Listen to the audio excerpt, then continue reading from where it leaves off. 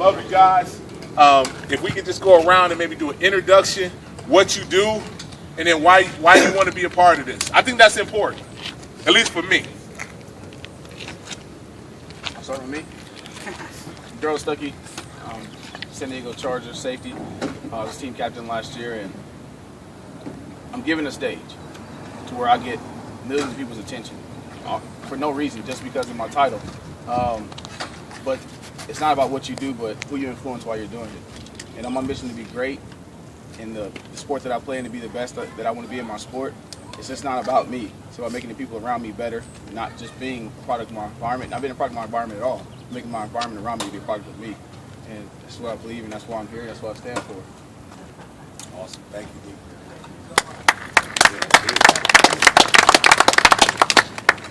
I'm Hector Tavares. I'm a 25-year retired police captain.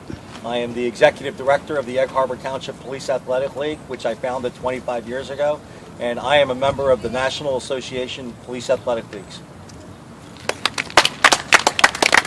Hi, I'm Jamie Ciardo. I'm part of the Howell PAL, and I'm the program coordinator there. And I'm doing this ride because I want to stand up for everyone else that's out there that can't be here today.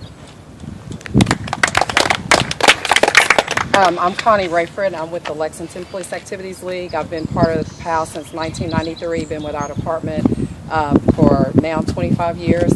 And I'm here because I truly believe in stand-up. The mission lines up exactly what we stand for with PAL, not only locally but nationally. And so I just want to do something to make a difference with our kids across the country.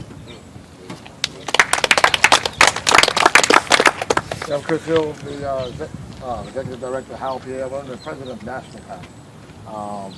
And the mission is to let everybody know who we are and what we do. We feel their misery every day. We feel their hunger every day. We feel their pain and suffering every day. And we lift them above that. And we carry them through. And we want everybody to know that we do that because we stand up for our kids. And we stand up for our community. So when Derrick contacted me about Stand Up America, if we're already doing it, why aren't we telling the world? So that's what I'm here for, to make sure that we tell the world that we're here to stand up and to do the right thing for everybody in every community. Because never should a kid be suffering because he doesn't have enough food or because he's being bullied or being teased or whatever the case might be, or he's from a broken family. It doesn't matter. We're here to stand in the bands for them. So that's why I'm here. I'm G.J. Reynolds. I'm from Kansas City originally, so we grew up in Louisiana, so that's where we're in the purple. And I was introduced to Derrick through Coach Dale Brown, who's one of my dear, dear friends and mentors. And no, I didn't play for him because he cut me. So, get that on tape. We met. Coach Dale Brown spoke at one of my company's events. My company's called Visalis, and we're based out of LA and Troy, Michigan, so your area. So there's a lot. I see the ties already, and you know, so I've been very blessed to be a very successful entrepreneur. And my wife made a comment about reverse tithing, and I said, "Well, what do you mean about reverse tithing?" She says, "Well, you know, we live a pretty good life by giving 90% instead of giving 10% away. Why not give 90%?" I'm like, whoa, whoa, whoa, whoa, whoa.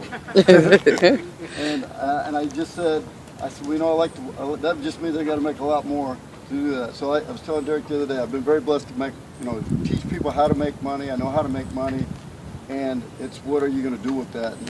And you know, Lloyd and I were having this conversation on the way down from LA. So I'm also living in LA as well. And so I just said, how do we get involved, and what am I passionate about? And the three things I'm passionate about: I'm a former veteran, you know, the U.S. Army, and so I want to help veterans. I help feed kids, you know, help underprivileged, and just the stage that I've been given. And it's great that you recognize that platform. And I think everybody around this circle that has a platform has been given a platform in different ways, you know, and blessing. So I just knew that in my spirit when I met him that I was supposed to do something with him, and I didn't know what that was going to be, and we still don't know what that's going to be, but we're nurturing that. And the reason I'm here is just to help stand up because we definitely have to, you know, we are of the people, we got to be the people, and most people have put their head in the sand and on so many different levels.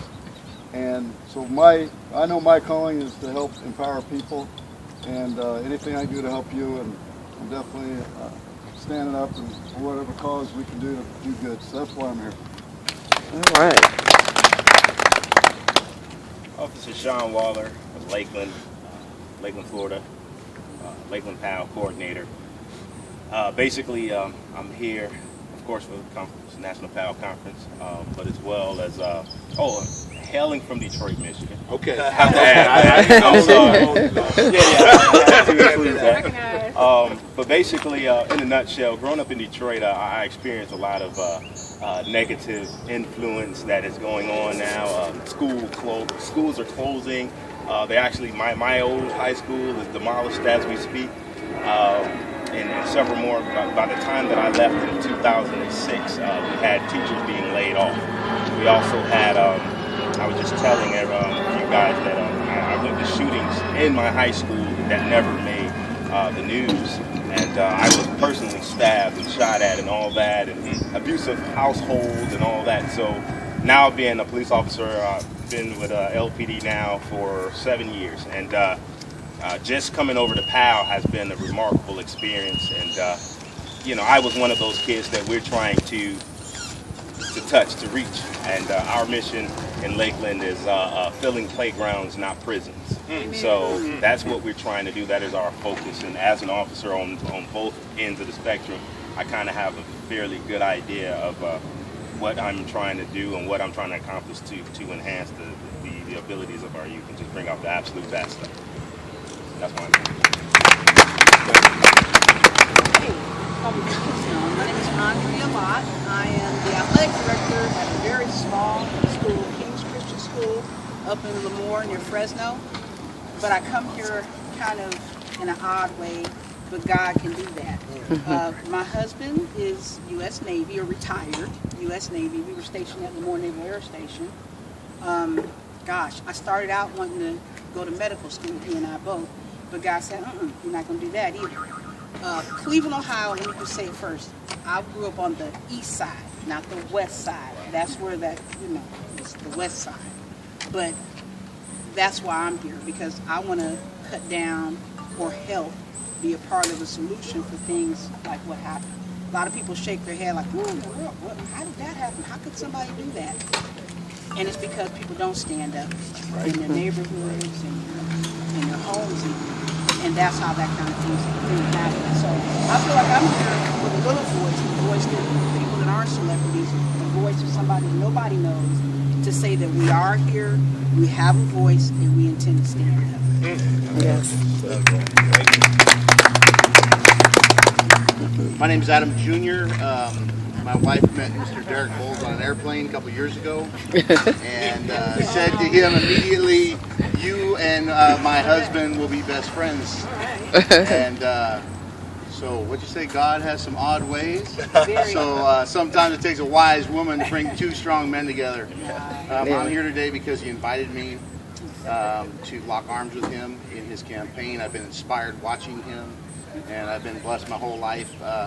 And feel like I got out of an area that I grew up, and haven't wanted to maybe even revisit that place in my life. But I think it's time to take a stand, and there's people out there that deserve to know how we did it. In other words, how to take on entrepreneurialism and how to make a change in your own life, and time to give back in different communities. So I'm just proud to be here and proud to be in association with all of you today. My name is Antonio Wright. I represent an organization called MACE, Metro Area Community Empowerment, and I was anointed the Stand Up America Youth National Representative, and I was here in San Diego when he started. Never had met him before, but his passion, his mission, I accepted the challenge, and so I told him, I told him I'll be there when you start, and I told him I'll be there when you finish. And a lot of people said they were going to be there when he finished, but there's only one vehicle in the back. If you ever see the video, he's slapping the New Orleans Parish sign. You'll see a big old silver van behind him, right? And so I truly believe that it doesn't matter if you cannot physically stand. It doesn't matter if you cannot physically walk, but you can run and you can make a difference no matter what the obstacles are. So my goal in life is to challenge people to believe in themselves more than they ever thought they could. To believe in themselves as a youth, as an adult, no matter what situation you're in. It's ironic. I do believe this also. I said my God statement is, you know, it just so happened that I know a lot about Visalis. Through Mississippi, it was actually use some of your products, and to meet you right now is really, really kind of kooky. I truly believe this though, that individually we got to make a choice, and if we don't make a choice individually to make a difference in our own bubbles, then who will? So regardless of physically standing, I'm standing. I'm Kenny Rath, as everybody was giving shout-outs where they're from. I grew up in West Philly. Okay. I'm a product of Philadelphia, PAL, so I'm a manifestation of PAL, and PAL is an avocation of mine. I serve as the founder and executive director of Henrico's Police Athletic League in Virginia, right outside of Richmond, Virginia, and also I serve on our national board. And I'm just excited to be here. Anything that supports and pushes and enhances the core mission of PAL, and that's what I'm all about.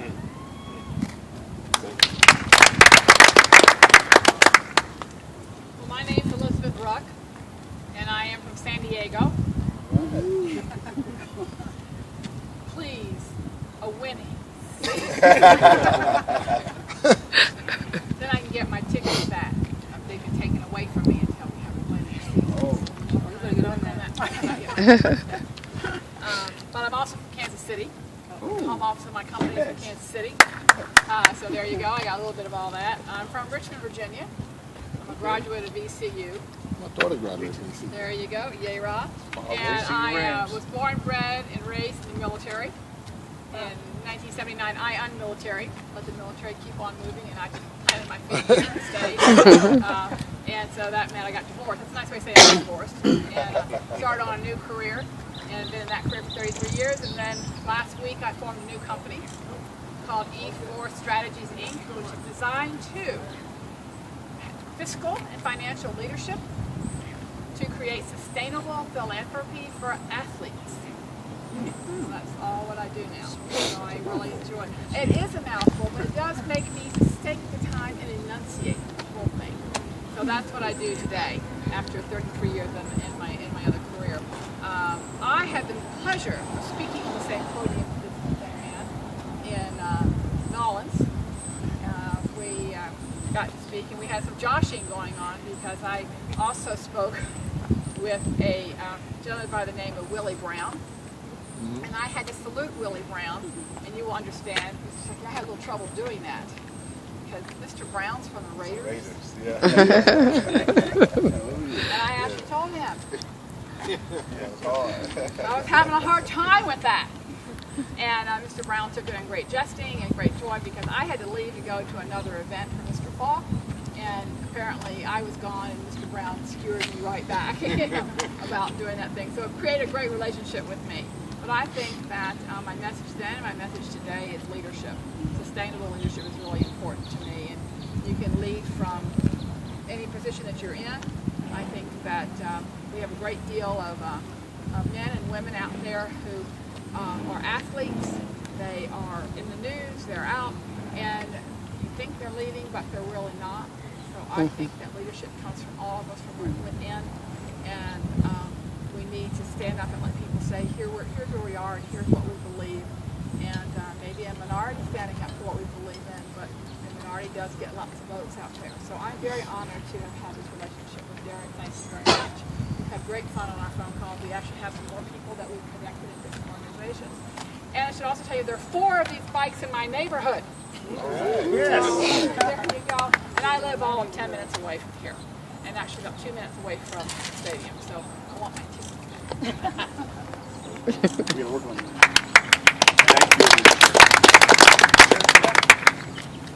My name is Bryce Whiting. Originally from Massachusetts, been out here in San Diego for now 17 years. Went to the Naval Academy and then did my time in the service for 5 years out here. Found this blessed town. But anyways, we're happy to be here today. We've got a great product that helps symbolize the message, helps bring some attention to the message. It doesn't take long after you meet Derrick to really, to understand what he stands for and to get excited about it and to want to be part of it. So we're excited to help Derrick out with this great journey across the country. Brian was actually closer with the relationship, if you will, but I definitely stayed in touch with it. And honestly, he amazed us all with his grit and attitude, going across the country and going to New Orleans on the lift to go is no small task, and he did it with style and with such positive attitude, and just delivering a great message that I think more people need to hear. So we're happy to be here today. My name is Brian Payne. I'm one of the co-founders of Elliptigo. It was actually my idea. I'm a former Ironman triathlete, and I can't run anymore. And so not being able to run was pretty frustrating. I had a lot of bikes, but the bike seat was always something that wasn't pleasant. Never found a bike seat that was comfortable. So I really just wanted to run, and this is a tool that's been able to let me run again, which is personally very satisfying. I grew up here in San Diego, born and raised actually, and I joined the Marine Corps out of college. I was an infantry officer for 4.5 years.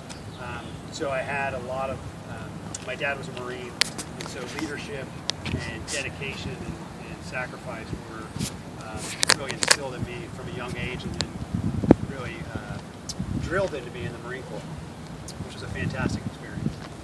When I got a call from Derrick saying that he was 6'5", 300 pounds, and wanted to ride from San Diego to the Super Bowl in the middle of winter on an Elliptigo, I told him he didn't. He was actually mistaken. I told him that that was not something he wanted to do. But he said he was going to come down to San Diego and tell us why he was going to do it.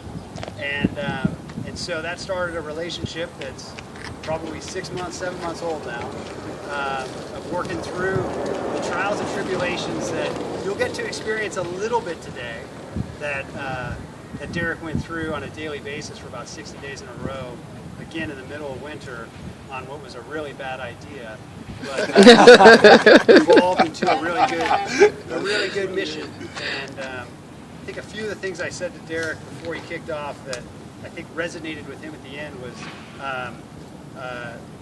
number one, things are not going to go the way you think they're going to go.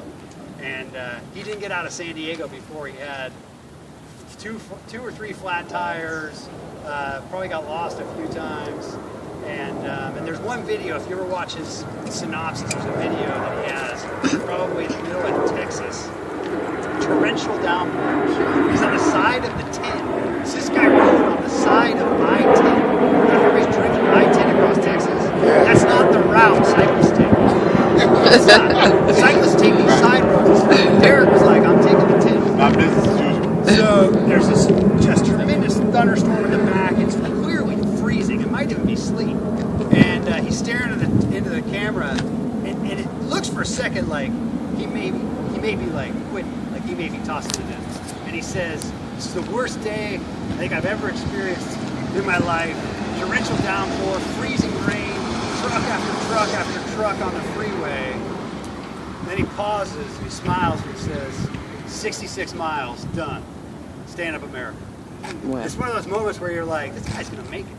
And so it's been a real privilege to know him and to go through this journey with him. And it's really exciting for us to let you guys experience, just a little microcosm of what he did 60 days in a row for 8 to 10 hours a day, hammering around on one of these things. You're going to find it ain't that easy.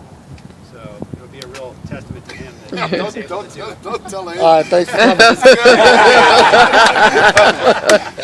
So do you want to transition into how we want to get on? Whoa, let's go. 15 bikes here. I ran out of fluid. Let's see if they have the code blue.